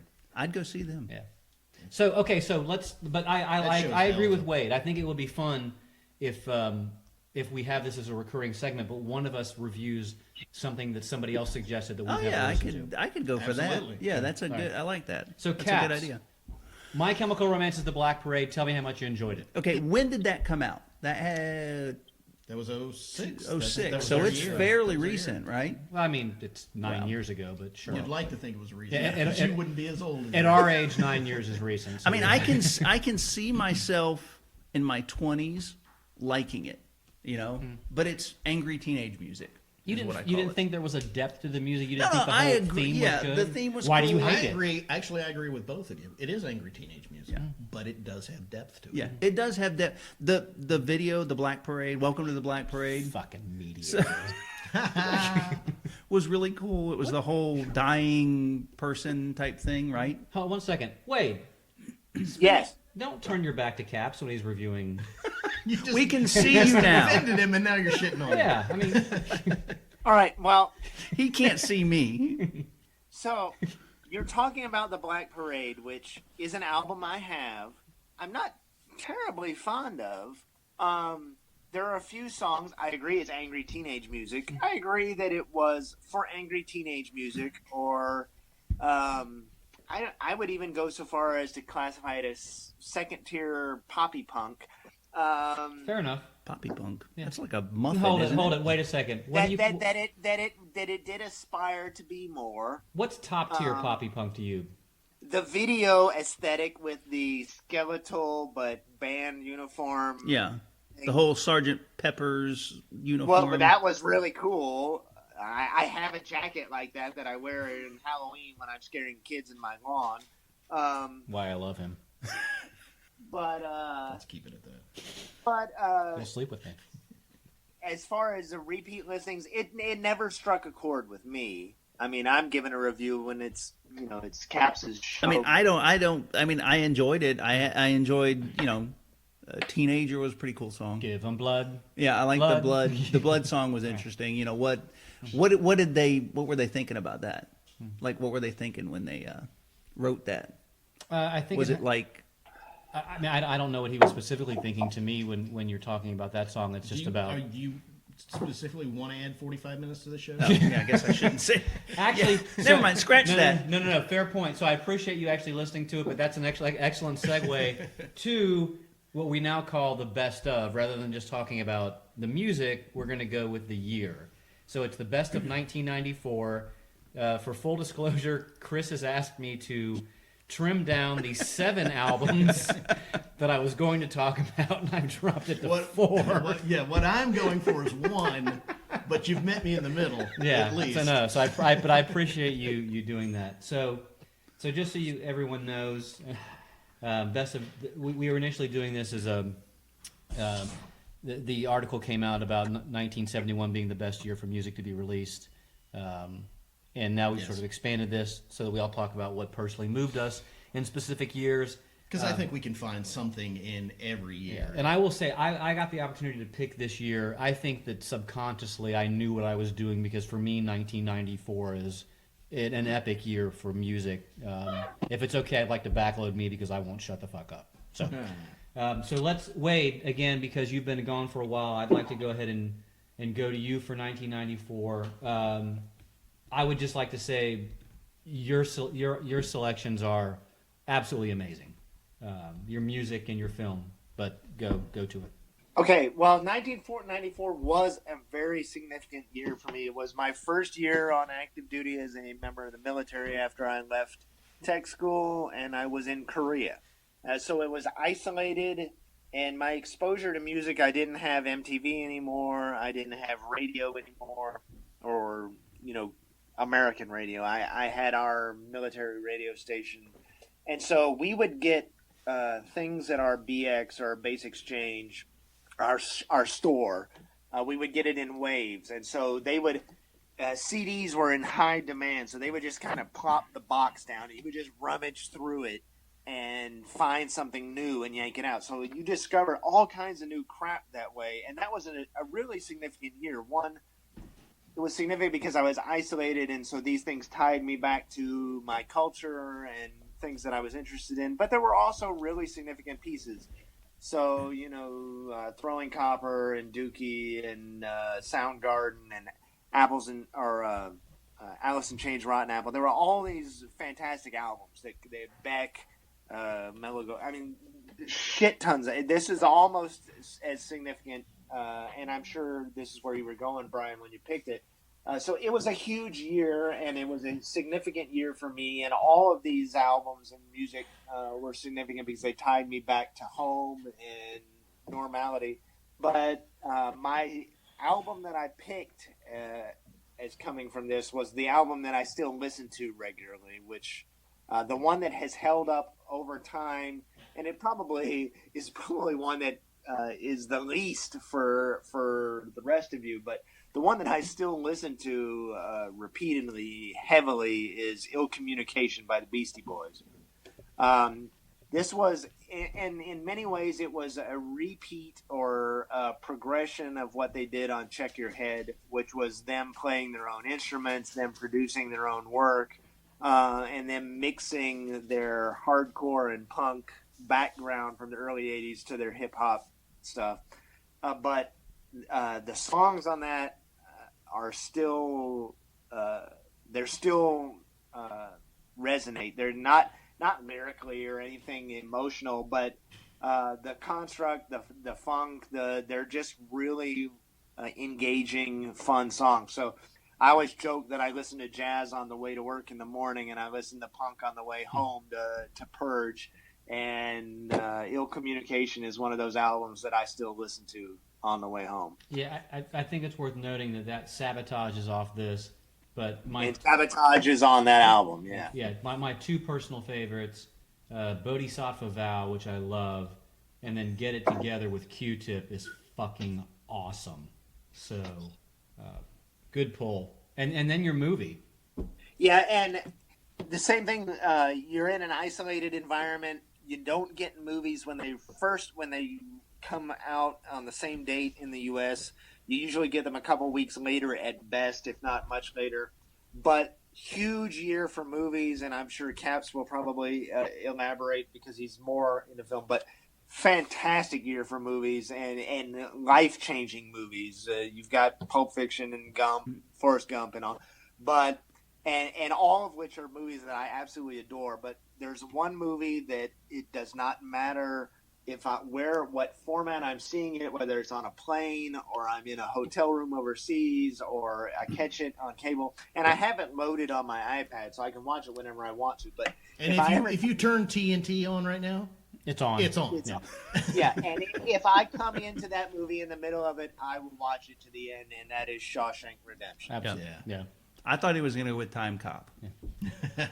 That's my movie. No, but and I went on when we talked about Miracle before, right? The hockey Right. movie.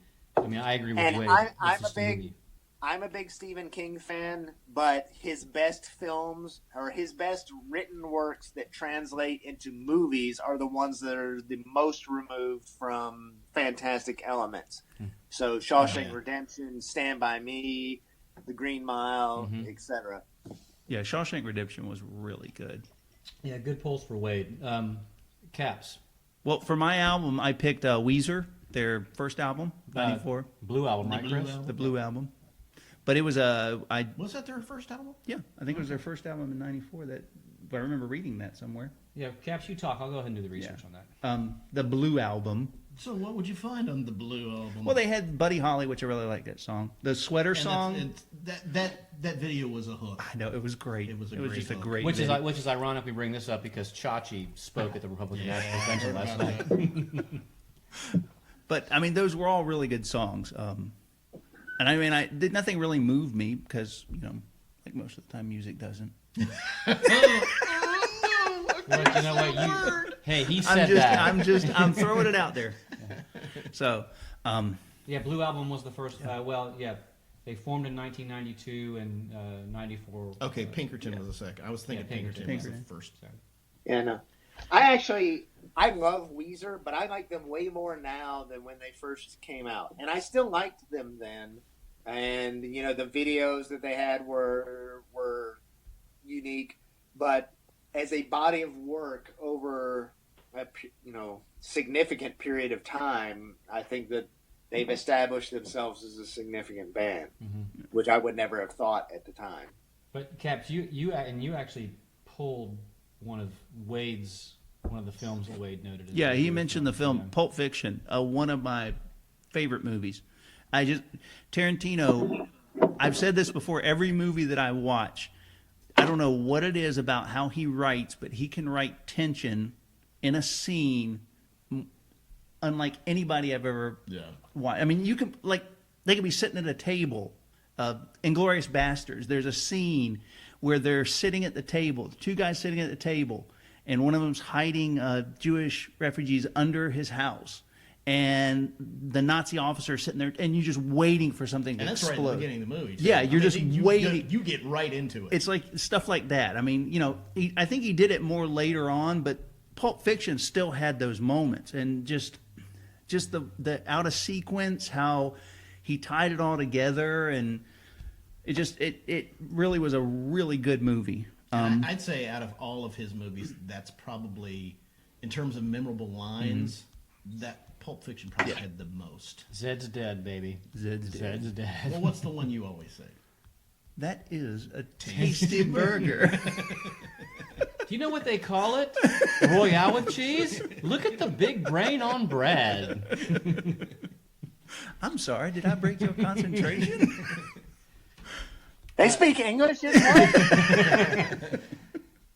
I could use a foot massage right now. And you know what's cool about Pulp Fiction is that they, much like every movie they have, or every movie that's ever been made, they have the guy that goes out and points out problems with the movie. Then one of my favorite problems is when they ended up shooting Brad, that the number of bullet holes in the wall did not match the number of fires that were shot. I know that's sort of ancillary, but it's... But what was in the briefcase? That's I shouldn't say that because we'll talk about it, but... Yeah. Do you know what it is? No, he never said. Oh, yeah. It's, I've always thought it was gold. Yeah, it's gold, or it's, there are people that say Glow sticks. Marsalis was the devil, so it was people's souls. I think it was the meaning of life. And let me talk about that. I had actually read that it was actually Marcellus Wallace's soul. Yeah. Oh, I like it. Because there's one scene where he's sitting, they're recording it from behind, he's got a Band-Aid in the back of his neck, and there's like theories that say, oh, well, they steal your soul out of the back of your neck. I mean, there's some crazy stuff out there, but they come up with some interesting stuff. Chris, what you got? I got along the lines of what Caps was saying, also something that Wade mentioned, because he mentioned everything prior to the starting.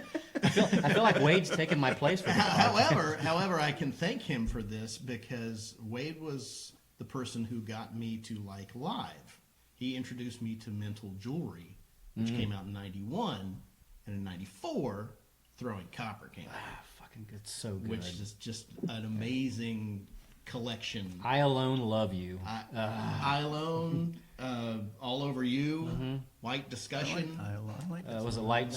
Selling the Drama. The lyrics to Selling the Drama. Lightning Strikes or Lightning Crashes. Lightning Crashes, which is probably, I would say, the cheesiest song on the album. But the video was amazing. My absolute favorite song. Yeah. My absolute favorite live song. Do you remember what it's about? It's about, if you take the lyrics, it's about a birth and a death that happened almost at the same time. Because the video articulates that. And one of the lines, her placenta falls to the floor. What stands out about that for me is a few years later, I was working for the Suns. There's a correlation. Yes, there's a correlation. You know that Caps went to a Suns baseball the game. minor league baseball team here in town. And one day they were having, across the street at the fairgrounds, they were having a barbecue festival or whatever the fuck you want to call it. They had a band playing. They decided to play Lightning Crashes. Because nothing is festive like...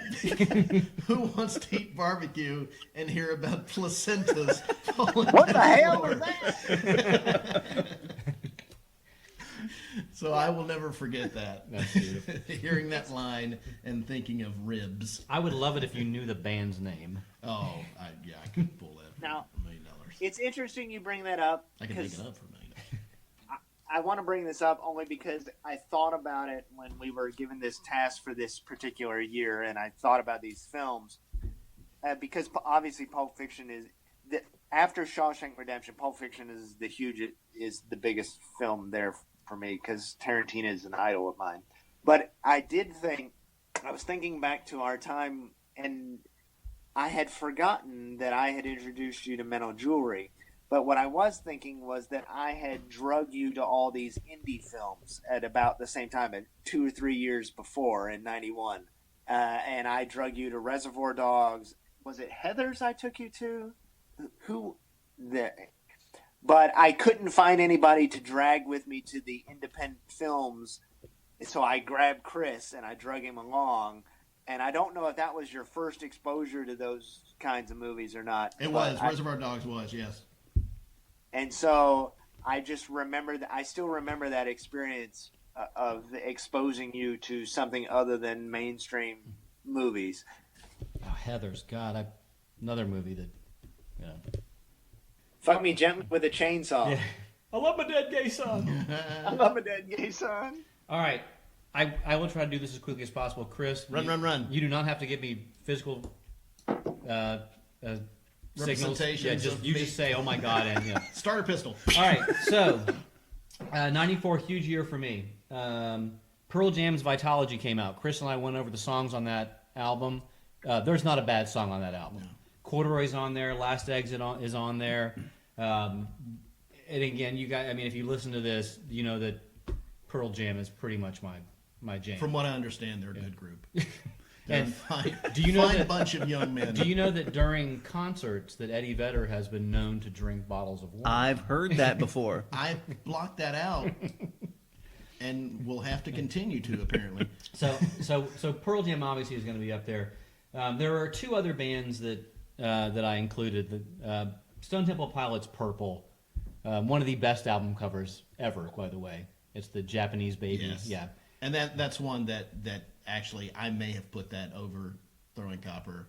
Had I known it came out in '94. Well, and look, I'm Meat Plow, Vaseline, Loungefly, Interstate Love Song. Just Unglued actually is probably the best song on the album. But I'm a huge STP fan. Big Empty. Big Empty's little good. trivia. Yeah. What? The little unimportant trivia. Yeah. The only song I've ever sung karaoke to. Oh, very. Yeah. The only song? You can sing Nice. and you've never done more than. Oh, we gotta fix that. Only song I've ever done karaoke to. That means I've done more karaoke than you, and I can't sing. Yeah. Yeah. Well, Again, gotta fix that. That's also true. So, and then the band that opened for them when I saw that tour is a band called Jawbox, was a post-punk band. The album's called For Your Own Special Sweetheart. I only mention that because it got me back into or reintroduced me to some of the punk stuff that I listened to. Because my buddy Tom Giannetti was into 7 Seconds and Minor Threat. But at that point, I was big into Iron Maiden and Rush and whatnot, so I didn't really appreciate it all, even though I enjoyed it. So Jawbox was a band that that reintroduced me to a genre that I really loved. So ended up getting back into Bob Mould and everything Bob Mould does. The Ramones, which is a band that I had fallen out of. But the top three: Toad the Wet Sprockets, Dulcinea. It came after Fear, which was sort of a big thing for them. And Toad the Wet Sprocket is a band that I've always loved. Their lyrical depth, as we spoke before about Jars of Clay on the last podcast, very existential band. And then there's 9 Inch Nails, The Downward Spiral. Trent Reznor was my Eddie Vedder before I really got into Eddie Vedder. And I know, Chris, you told me that I had to pick one, and you're up to 4. Do it! I mean, I'm still stuck Up to 4 hours. I'm still stuck at 3, but I'm going to go with 9 Inch Nails, The Downward Spiral. Yay! It was Trent Reznor was. What's interesting about the Downward Spiral is much like the Black Parade. It's a theme, and the theme is this guy is, going into the depths of insanity. Reznor at that point in time was really struggling with drugs, and you saw him, even more blow up into that when he did the following album, which was Fragile. The Fragile. Thank you. Fragile. But this is actually on the list of some of the best albums of all time. You get songs like Reptile, Heresy, which is, if I'm ever, no lie, we have a church that just opened over here, big church, and the cops will stop, control the lights to let all these believers come out. When I'm sitting at a stoplight, I will play Heresy with the windows rolled down as loud as I possibly can, so that as they're driving past me, they can hear, "Your God is dead and no one cares. If there is a hell, I'll see you there." So it's also a great workout album. So I'm going to stop right there. Yeah. That was shorter than normal, right? I don't know what to do. I'd like to talk about Dulcinea, though, because Dulcinea has some really wonderful... Is that a dish? It sounds like a food. No, Dulcinea is the girlfriend of the dude that... The dude with the thing. The dude that poked the guy with the windmills. with the Don Quixote. Don Quixote, yeah. Don Quixote. There's actually a song called Windmills. So I did not know that. Yeah, as a matter of fact, I'm going to go ahead and look up Dulcinea right now. Do-do-do-do-do. While you guys go to, we're at the end. We surprisingly made it and no one died. I've got something I want you to see. Come look at my thing. Look at it. Come on, look at it. Look at my thing. We are now at Look at My Thing. Look at my thing. Yeah. Here's my thing. Look at it! Here's my thing. Don't touch my Enjoy thing, though. it. Touch My Thing is something else. Yeah, that's a thing. That's the name of a Gargamel album. Touch My Thing. Actually, it's Touch My Love, right? Why am I not surprised? Gargamel. Ladies and gentlemen, Gargamel. Caps, you There's want a lot of touching You want going to roll on. out your thing? I can roll out my thing. You got a Thump. you got a little because I picked Mr. Robot, the television show. It's on Yes. USA, and I think Chris was gonna I was a little throw jealous that of one that. out. It's actually the award-winning Mr. Robot. Is it? If you want to be proper. Okay. Yeah. Yeah. You Yeah, just started season 2. Yeah, they just started season 2. 2 episodes into season 2. which Are they? I I don't have haven't- USA, so I have to I have not seen watch either it one. after they stream it. But very Fight Clubby, but the cinematography, the music they choose, the story's interesting. I love the photography in it just because the whole story is about, I mean, in my mind, it's how small. It's on Amazon Prime if you want to watch it. I know there's season 1's out there. I think you have to pay for season 2, but I'm sure they'll release it once it's finished out. Yeah, there are only 2 episodes. But yeah, it's really good. It's excellent show. The cinematography is what really struck me, is because the whole story is about one person making the change or a group of people making change. So when they do shots, they do a lot of close-ups, or they do a lot of where the primary actors are in like the corner of a shot, and there's a lot of empty space around them. So there's buildings and things like that, and they're in the left-hand corner having this conversation, and it's moving because you're like, okay, they're tackling this huge issue or trying to do this huge thing, And it's a group. Yeah. The story is basically there's a group like Anonymous. Yeah. Like the Anonymous guys that are trying to bring down this company. the everything. entire credit industry. Yeah. Much like Fight Club. But the whole premise is that it's a hacker group that tries to bring down this evil corp. They call it Evil Corp. Yeah. But and that's supposed to reset everyone's credit issues, everything, every bit of debt that they had. So in that aspect, it's a lot like Fight Club. There's a lot of similarities, and I think the writers even have come out and said that they were inspired by Fight Club to write these episodes in this television series. The actors are great. Christian Slater, Rami Malek, I think. Christian Slater from Heathers. Yeah, Yes. yeah. But the characters, the main character, Rami Malek, is he's like social anxiety, crazy dude that Yeah. that you just have to. I mean, I don't want to give away too much. You kind of see it coming. The whole show is. I mean, most of the show is his internal dialogue. And Unreliable narrator. Yes. yeah, but and what's cool is he uses the audience as one of his people that he talks to and asks questions about. He breaks the third wall. Yeah. Well, and not like Or the fourth wall, whatever. fourth it is. wall. Yeah. I mean, it's not like Only dead. 2 walls left. Yeah, but it's They're like all coming out. but it's There's not a lot of dick jokes. yeah, they're in a lot of. It's not like Deadpool, so it's not like that. But it's, I don't know. This is the most he's spoken ever. I It's love a good this. show. It's a really good show. It's a good, I mean, he's like an addict, and I mean, there's like, they're not good people. It's what- just How many episodes are in season there's 1? 10 or 13, I think, maybe only 10. Shit, I think I moved off it.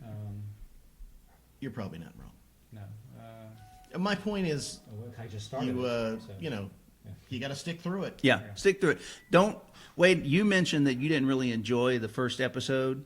You and Jess watched it, and you didn't think that highly of it. But I recommend sticking it out for a few episodes.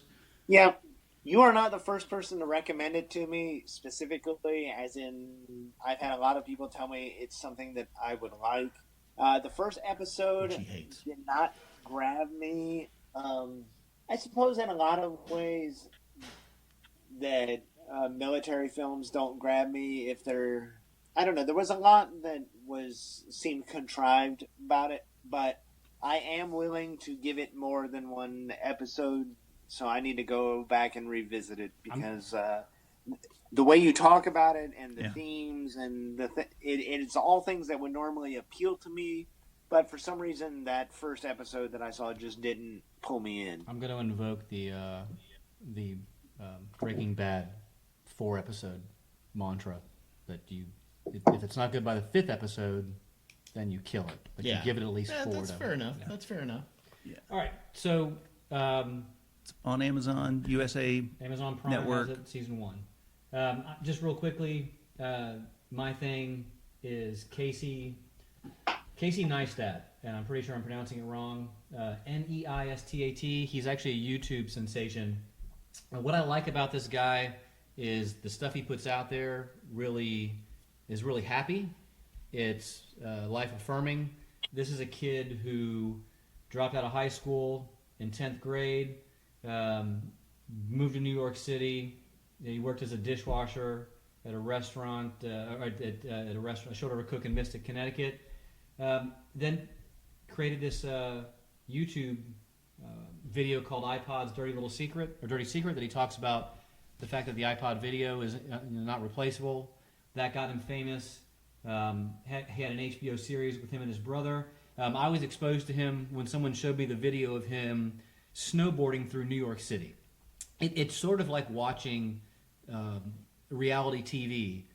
The guy is given stuff, camera lenses, food, just any number of things, and it may be just throwaways, candy, but to watch him and to see that he has really embraced life, he's not a materialist, you just feel good when watching it. And I would go to his YouTube channel, give it some looks, watch him snowboarding through New York City. I'm pretty sure it's illegal, but the cops are letting him go by. They're high-fiving him. Nike gave him their fitness band and gave him a bunch of money and said, hey, go make a video and use some sort of hashtag. And he basically took the money and then traveled the world in 10 days and ended up making the video that Nike would have wanted, but doing it in the way that he wanted to do it. So he's kind of an anarchist, but it's good.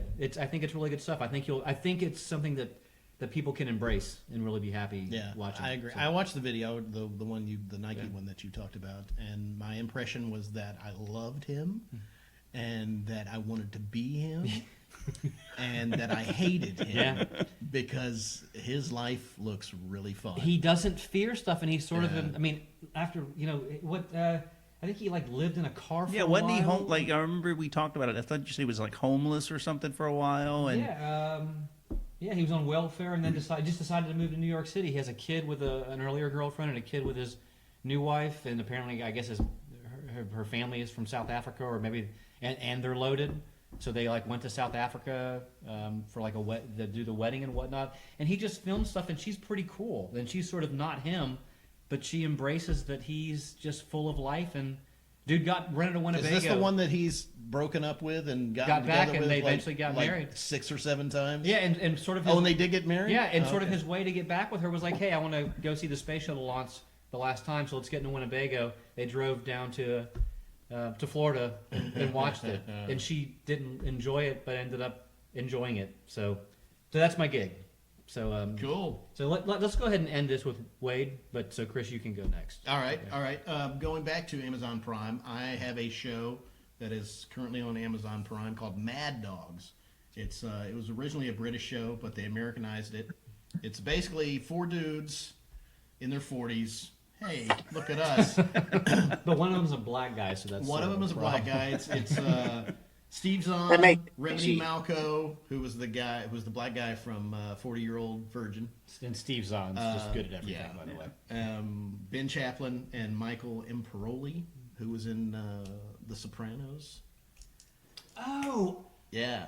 Okay. Christopher, I think was his name. No, this was on Carson Daly's the late night show that Carson does. Yeah. Yeah. This looked okay. I know this now. They've got a friend who lives in Belize, and he's played by Billy Zane, and he's loaded. He's got this incredible mansion, so he invites these 4 down. they've been lifelong friends, but there's tension because, things happen when you're lifelong friends. And so basically their first night, they're sitting around the dinner table, and in walks a midget with a cat mask on holding a gun. And I'm not going to say any more about the show. I heard the first episode grabs you immediately. Yes. And things just get worse from there. And it's 10 episodes, and they continue to get worse for 10 episodes. I'm only 6 episodes in, so I can't tell you what happens 7 to 10. However, I can tell you that there will be no season 2 because Amazon canceled it. Yeah. There was a disagreement between the guy who was making it and Amazon. Any chance that someone else will pick this up? I haven't heard anything as of this point. Okay. But I would highly recommend the show. It's very entertaining. Cool. And Steve Zahn plays a giant ass. Oh, I like Steve Zahn. He's the dick of this show. I like Steve Zahn from Saving Silverman. Yes, I understand that. All right, Wade, we're at. I missed my mark, by the way. Yeah. I think we got sidetracked. So, Wade, let's go ahead and close this out and let these people go. Okay, well, I'm going to pull a switch. What I had originally planned to talk to about was about the Oru kayak, which has changed our life as far as recreational activity. What that is a corrugated plastic kayak, a full-scale 12-foot kayak that folds down where the kayak itself becomes its own box, and you can put it on a shoulder strap. It weighs 20 pounds. Wow. What that means is you can throw 2 full-size kayaks in the back of a hatchback 2-door coupe and take them wherever you want, throw them in the water, and you're kayaking in 10 minutes. You can carry them on a plane as luggage. Can you really? Wow. Yeah, and you can throw them on a plane as luggage and take them wherever you want to go. They're amazing. And they're fully functional kayak. Mm-hmm. Fully functional, full-size kayak. Cost? And seaworthy. They cost the same as a regular full-size kayak. They're about $1,200. Beautiful. We got ours on eBay used from somebody for less than that. But magnificent, amazing piece of engineering. I have a small car, and you don't have to store the kayak on it. You don't have to put racks in your garage. You don't have to put them, have racks on the roof of your car. You can throw it in the back of your fucking car, take it down to the water in 10 minutes, unfold it, assemble it. It's very simple, and you're out on the water. And so now a day on the water is a matter of minutes. You can do it on the spur of a moment. It's an amazing product. It was on the TV show Shark Tank, and it got picked up by one of the guys. But fantastic company and fantastic product. If you enjoy time on the water, I would encourage you to look at it. For us, the holding point to getting kayaks was the space and the time and the transport involved, and this solves all of those issues. It's literally, it's about a 3-foot box that fits in your car and turns into a full-scale kayak. But since we're talking about shows, what happened this last weekend... He's getting 2, by the way. Son of a bitch! I'm not done because this is on my mind, and I have to share it because it doesn't happen often. But Jess and I both got sick from food poisoning this weekend, and it was storming outside. So we ended up inside on a Saturday, and what we did was binge watch 8 hours of a full season of the same Netflix show. And that show is Stranger Things. Oh, I want to watch that. Yeah. I want to see that. If you haven't watched it, it is, for us, we are men of a certain age. It is intentionally set in the 80s, and the whole style of the show, the cinematography, the music, it's like the music from every John Carpenter movie ever made, which he did himself.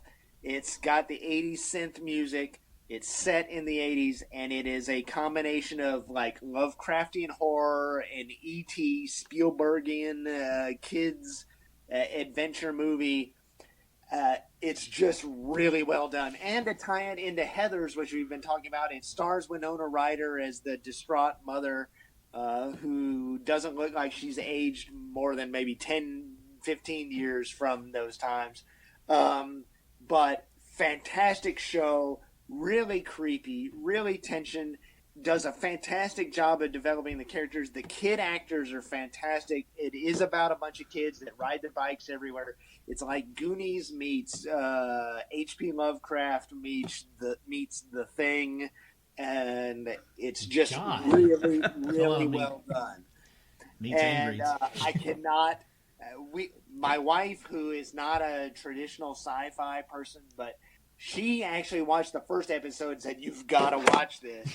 And we sat and watched 8 hours. We watched 8 hours of this straight. I mean, granted, we were sick. And Yay, food poisoning.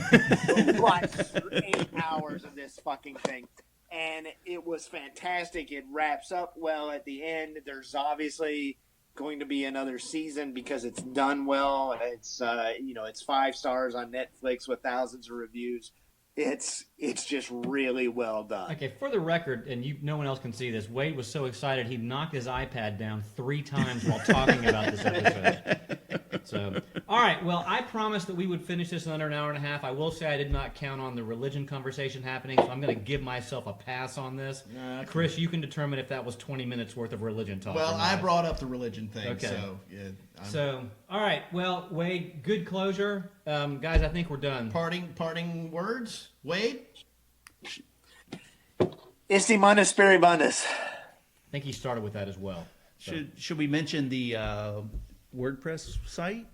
Let's mention our sites You and mean Twitter. cuwagd.wordpress.com? That's what I'm talking about What right our there. email address. Our email address. Yep. If we're pimping shit and this gets edited before the 30th of July, the Brass Mug in Tampa, Dark Side Cabaret, the proceeds go to benefit the One Orlando Fund, which is to benefit the families of those who survived the shooting. And it also happens to be my birthday party. Hey Wade, give me an up to date count on donations. I know we were like 260 close, 260 from 1500.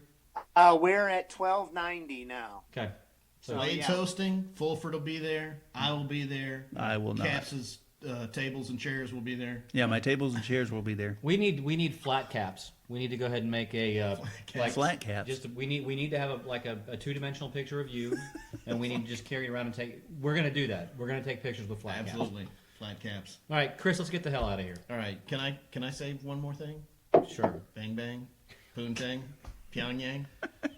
Good night, everybody. Good night. You can feel the sun, you can feel the sun on the side of me, and you can't get off the feeling way anymore. And one thing I know, this is my life. This is my life. Episode 6 of Cheer Up We're All Gonna Die has been sponsored by Zanzibar Pete's Coffees and Teas. What's their secret? Real donkey meat. Wait, no.